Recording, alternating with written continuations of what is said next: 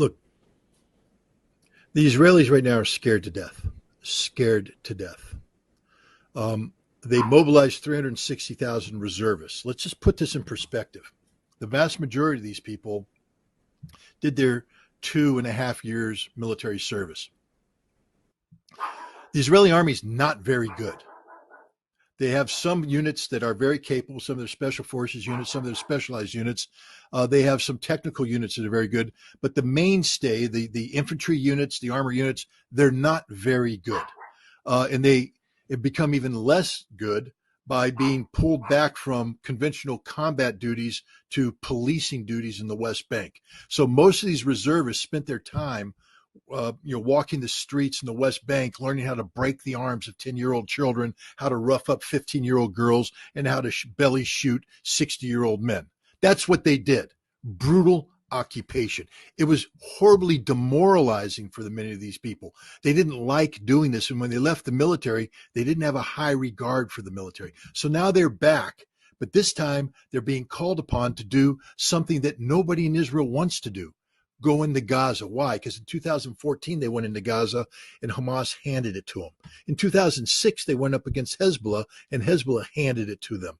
The Israeli army just isn't that good, and they're scared to death because Hamas is waiting for them. This is one giant ambush, and the Israeli intelligence is blind. They don't know where they are. They're going to have to go in there and probe, and as they probe, they're going to be blown up, ambushed, slaughtered, and they know this. The other thing that scares them is once they go into Gaza, they're going to be committed to that battle with the bulk of their reserves.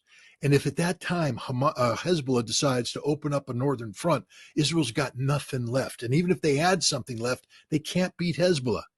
They can't beat Hezbollah. They know it. They've exercised it. Last year, Chariots of Fire. This year, Firm Hand. Those are the names of two major exercises where Israel tested its ability to fight a conflict against the Palestinians and Hamas in the West Bank and Hezbollah up north, and they can't do it. They don't have the resources to do it. Now you throw in Iran, and they're definitely screwed. So America is stepping in saying, hey, we're going to flex our muscle in an effort to deter Hezbollah and Iran from striking. It's not working. 2 aircraft carrier battle groups and an amphibious ready group with 2,000 Marines does not a war win. And we don't have anything behind that. We got nothing. And so if they come in, so I think what's going to happen is that Biden is going to try and talk some common sense into Netanyahu and let him know the hard reality that, yeah, we flexed our muscles here, but if Hezbollah comes across the border, we'll bomb them, but we can't stop them. It's up to you. And if you can't stop them, you're screwed. And so you might want to think about coming up with a different solution than the one you're picking right now, a full-faced invasion. There's a lot of things go behind the scenes. The Israelis aren't as good as everybody thinks they are. They're very scared. Netanyahu's very weak. Remember how weak he was moving into this before the Hamas invasion. He was getting ready to collapse because of what he was doing with the judiciary and the reform, the rewriting of basic law. Hundreds of thousands of Israelis were in the streets. It's gotten worse for him because everybody's blaming. He was Mr. Security. I will protect you. I am the man. And look what happened. Nobody trusts him. There's a lot of Israeli talk going on, a lot of hot air coming out of the mouthpieces of Netanyahu's minions. None of it's backed up by reality. And the fact is, Israel's extraordinarily weak, extraordinarily exposed, extraordinarily scared, and America doesn't have a solution for them. And I guess is the template to look at what would happen to Israel, just look at Ukraine? It would be worse than that because Ukrainians right now don't have a place to run to. Millions of Israelis have dual citizenship, and they'll just leave Israel. I mean, that's the death of Israel. Every Israeli I've talked to said we can't. This happened in 1991 when the Iraqi Scuds came in.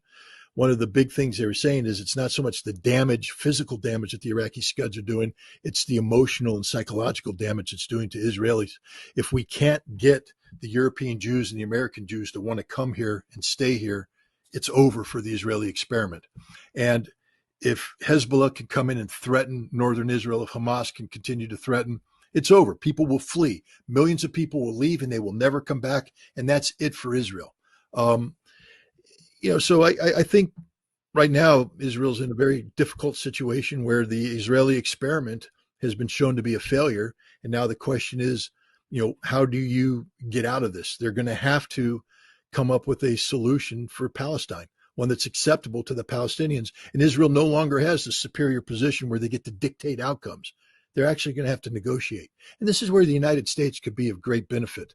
But we can't, because we continually shoot ourselves in the foot by opening our mouths and threatening war with people when we can't beat them.